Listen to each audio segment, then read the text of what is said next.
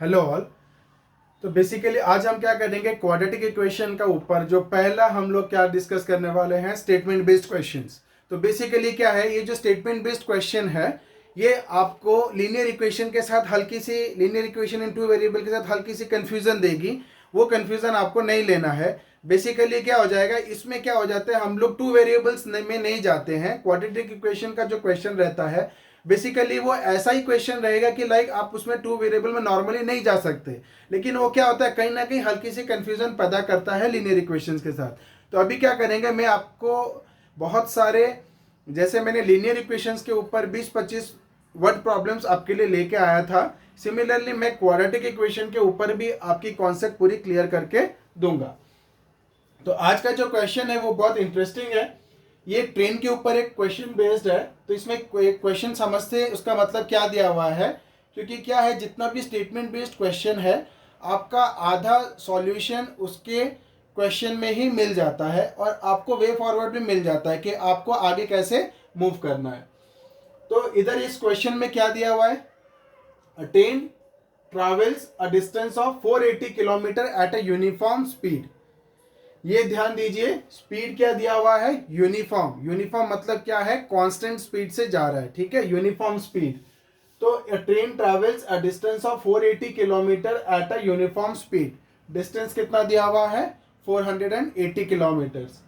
अब वो क्या कहना चाहता है कि अगर स्पीड जो यूनिफॉर्म स्पीड में ट्रेन चल रहा था, तो if the speed had been 8 kilometre per hour less, अगर वो क्या करता, जो स्पीड से वो जा रहा था ट्रेन, अगर उससे 8 kilometre per our come speed से जाता, ठीक है, मतलब सपोज अगर 50 के स्पीड से जा रहा है तो वो 50 की जगह किसके स्पीड से जाता, 42 के स्पीड से जाता, 8 kilometre per our come speed से जाता, तो क्या होता, it would have taken 3 hours more to cover the same distance.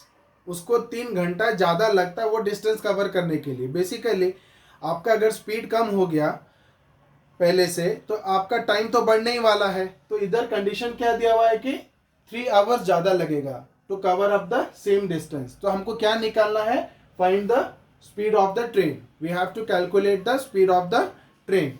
तो क्या करेंगे, हम पहले क्या लेते हैं, ये find the speed of the train, मतलब वो क्या कहना चाहता है, it is speaking about the uniform speed, original speed. उसके बाद स्पीड क्या हो गया, कम हो गया। तो हम देखो इसको स्टेप बाय स्टेप कैसे डिकोड करते हैं। तो हम पहले एज्यूम करते हैं, let the speed of the train, let the speed of the train be x kilometre per hour. मैंने स्पीड कितना पकड़ लिया, x kilometre per hour, this is the speed of the train. अब हमको डिस्टेंस कितना cover कर रहा है, 480 किलोमीटर, वो फिक्स है। तो डिस्टेंस हमारा कितना हो गया, 480 किलोमीटर। डिस्टेंस हो गया हमारा 480 किलोमीटर। अब देखो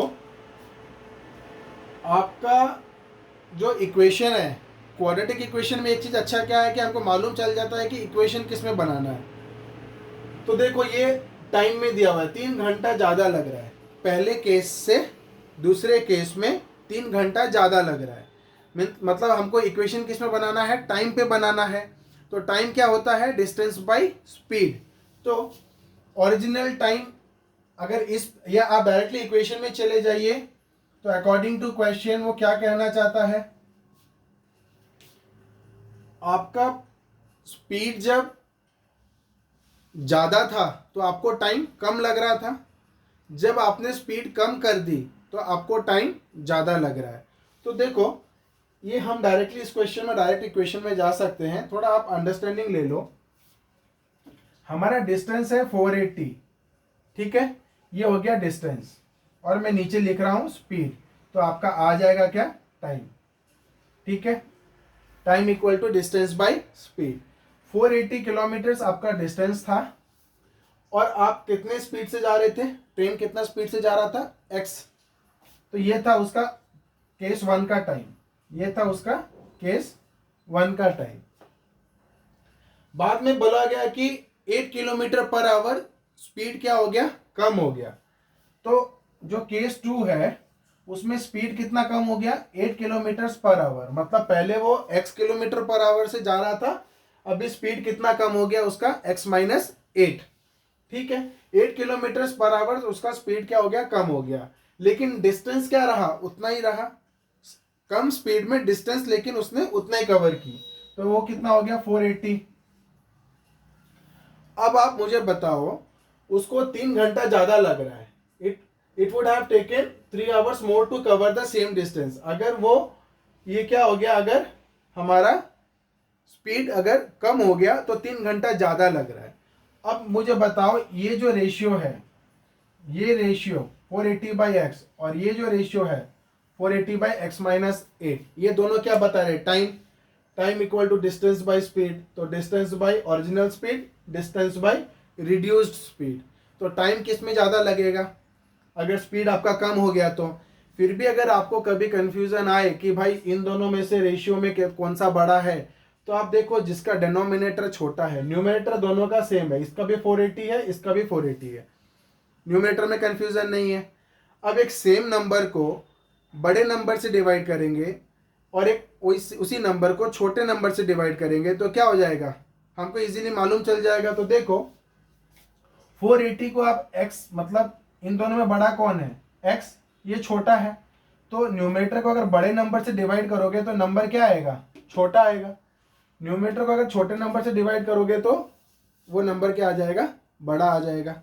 तो बेसिकली क्या है, ये हमारा टाइम ज़्यादा ले रहा है क्योंकि इसका स्पीड क्या है, कम है। तो मैं डायरेक्ट इक्वेशन बना सकता, मेरे को टाइम का डिफरेंस कितना है, 3 आवर्स का, तो मेरे को 3 घंटे का डिफरेंस आ रहा।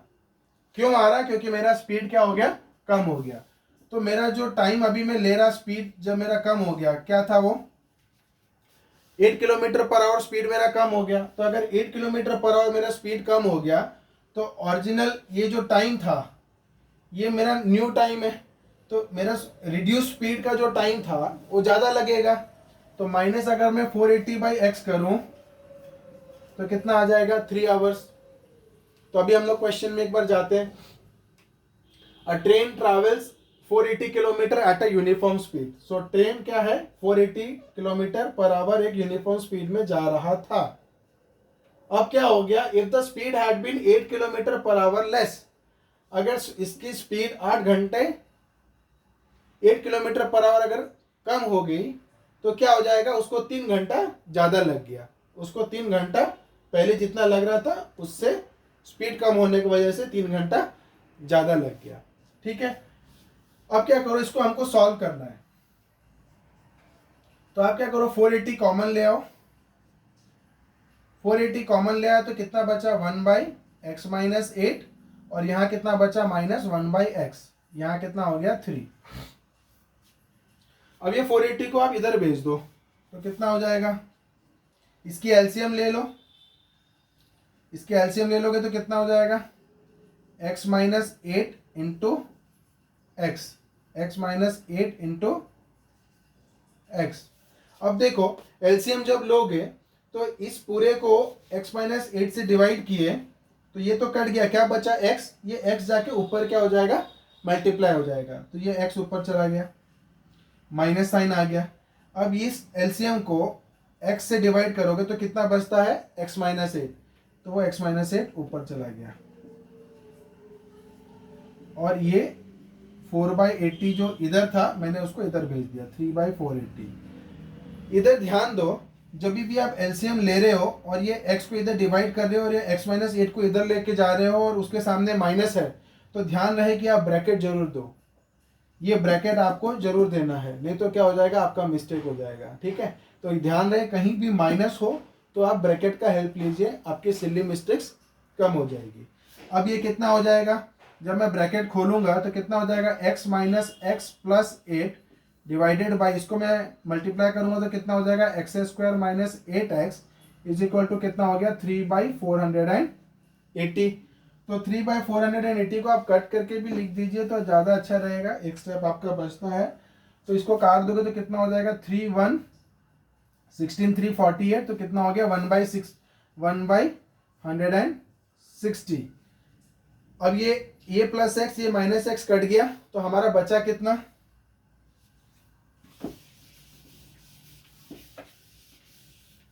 तो हमारे पास क्या क्या बचता है अभी देखो।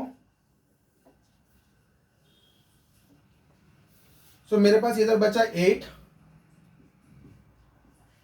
डिवाइडेड बाय इधर कितना बचा एक्स स्क्वायर माइनस 8x, और इधर कितना हो गया मेरा 1/160। अब मैं क्या करूंगा, इसको फर्दर सॉल्व करूंगा क्रॉस मल्टीप्लीकेशन। तो ये कितना हो जाएगा, क्रॉस मल्टीप्लीकेशन किया तो x square minus 8x is equal to कितना हो जाएगा 160 इंटू 8, 0 8 6 48 8 4 8 1 8 कितना हो गया 12, तो 1280। तो यहाँ पर क्या आया x square minus 8x minus 1280 is equal to 0। ये मेरा बन गया क्या क्वाड्रेटिक इक्वेशन, ये मेरा बन गया क्वाड्रेटिक इक्वेशन। अब इसको सॉल्व करने के लिए हमारे पास क्या है, इसको मिडिल टर्म स्प्लिटिंग करके भी कर सकते हैं, लेकिन 1280 का प्राइम फैक्टर्स निकालने में क्या हो जाएगा, बहुत लंबा हो जाएगा, फिर उसको हमको मिडिल टर्म स्प्लिट करना पड़ेगा। तो ऐसे सिचुएशन के लिए हमको क्वाड्रेटिक इक्वेशन चैप्टर में एक फॉर्मूला दिया हुआ है, क्या क्वाड्रेटिक फॉर्मूला। वो फॉर्मूला क्या कहता है देखो, मैं हल्का सा बता देता हूँ।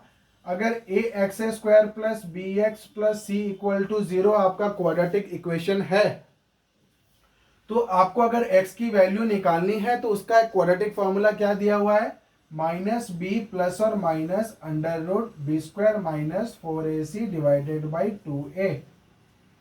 ध्यान रहे यहां पर एक्स स्क्वायर का कोएफिशिएंट a, x का कोएफिशिएंट b और c का कोएफिशिएंट कांस्टेंट हो गया c। ठीक है, तो हम ये यहां पर यूज करने वाले हैं। तो देखो इधर a कितना हो गया 1, b कितना हो गया, इधर b 8 नहीं लेना है, इधर b क्या लेना है -8, क्योंकि आपको किससे कंपेयर करना है, a x square plus b x plus c, मतलब इसको प्लस के फॉर्म में लिखना है। अगर इसको प्लस के फॉर्म में लिखे तो b की वैल्यू कितनी हो जाएगी -8 नॉट 8, इसके साथ कंपेयर किया तो plus b x is equal to -8x, तो b कितना हो जाएगा -8, तो b की वैल्यू होगी -8, और c कितना हो गया, यहाँ पे प्लस c है, तो इसको अगर प्लस में कन्वर्ट करोगे तो c की वैल्यू कितनी आ जाएगी -1280, तो ये कितना हो जाएगा -1280। ठीक है, अब इसको सिंपल करने के लिए क्या करो, आप डायरेक्ट इस वैल्यूज को इसमें मत डालो, तो आपको क्या हो जाता है, बहुत सारे टर्म्स लिखने के लिए पड़ते हैं। ठीक है, तो आप क्या करो, इस वैल्यूज को डायरेक्ट इसमें मत डालो, पहले क्या करो बी स्क्वायर माइनस 4ac निकाल लो, फिर उसकी अंडर रूट निकाल लो, फिर उसकी वैल्यू को इसमें हम लोग डाल देंगे। ठीक है, तो हम पहले क्या करते हैं, बी स्क्वायर माइनस 4ac निकालते हैं। अब b क्या है -8, तो -8 का square b square minus 4 into a कितना है 1 छोड़ दो, और c कितना है -1280, -1280, तो ये माइनस क्या कर देगा इसको प्लस 1280। ठीक है, अब ये कितना हो जाएगा मेरा 8 इंटू 8 64, माइनस का स्क्वायर कितना हो गया प्लस, और 1280 इंटू 4 कर दिए, 1280 इंटू 4 40 48 32 23 428 9 10 11 11 414 5120 5120, उसमें हमको क्या ऐड करना है 64, तो 64 ऐड किए तो कितना हो गया 4 6 7 8 5184, मेरा आ गया 5184। अब मेरे को चाहिए क्या, under root b square minus 4ac, तो मैं क्या निकालूंगा under root b square minus 4ac कितना हो जाएगा अंडर रूट 5184, अंडर रूट 5184। अब मैं क्या करता हूं, आपको जो है 8th क्लास में ये स्क्वायर रूट निकालना सिखाया गया था, तो क्वाड्रेटिक इक्वेशन में ध्यान रहे, अगर आप भूल गए हो तो उसको आप एक बार प्रैक्टिस कर लो, उसको एक बार क्या करो आप प्रैक्टिस कर लो, क्योंकि क्या करेगा आपका क्वाड्रेटिक इक्वेशन में कभी कभी बड़े बड़े स्क्वायर रूट्स भी आ सकते हैं, तो उसको आपको क्या करना पड़ेगा, एक बार प्रैक्टिस करना पड़ेगा। वो 8th क्लास में था, how to find the square roots. फिर भी मैं इधर आपको एक बार बताता हूँ, 5184 का स्क्वायर रूट हमको निकालना है लॉन्ग डिवीजन मेथड से, तो 5184 मैंने ऐसे लिखा, पीछे से पेयरिंग किया 2 2। अब मैं इसका परफेक्ट स्क्वायर लूंगा तो 7 7 49, क्योंकि 8 8 64 51 से बड़ा हो जा रहा है। तो 49 51 से 11 से 9 गया 2, ये कैंसिल हो गया और यहाँ पे दोनों डिजिट नीचे आएंगे तो कितना हो गया 284। अब मैं क्या करूँगा, यहाँ पे 7 ऐड करूँगा तो कितना हो जाएगा मेरा 14। अब मेरे को 4 चाहिए, तो 4 लाने के लिए मेरे को यहाँ पे एक ऐसा नंबर लेना पड़ेगा, क्योंकि मेरे को उसी नंबर से उसको मल्टीप्लाई करना है, उसी डिजिट से उसको हमको मल्टीप्लाई करना है। तो मैं 4 लाने के लिए क्या है, 2 इंटू 2 4 होता है, तो मैं 142 ले रहा हूँ। तो 142 इंटू 2 कितना हो जाता है 224 248 284 आ जा रहा है। तो मैं यहाँ पे 2 लिया तो यहाँ पे 2 लिया तो यहाँ पे कितना आ जाता है 284। तो ये कट गया, तो मेरा 5184 का स्क्वायर रूट कितना हो गया 72। तो बी स्क्वायर माइनस 4ac मेरी वैल्यू कितनी आ गई 72। अब मैं क्या करूँगा, क्वाड्रेटिक फॉर्मूला डालूंगा। तो क्वाड्रेटिक फॉर्मूला मेरे को x की वैल्यू निकालनी है, तो x की वैल्यू कितनी हो जाएगी, x is equal to minus b plus और minus under root b square minus 4ac divided by 2a।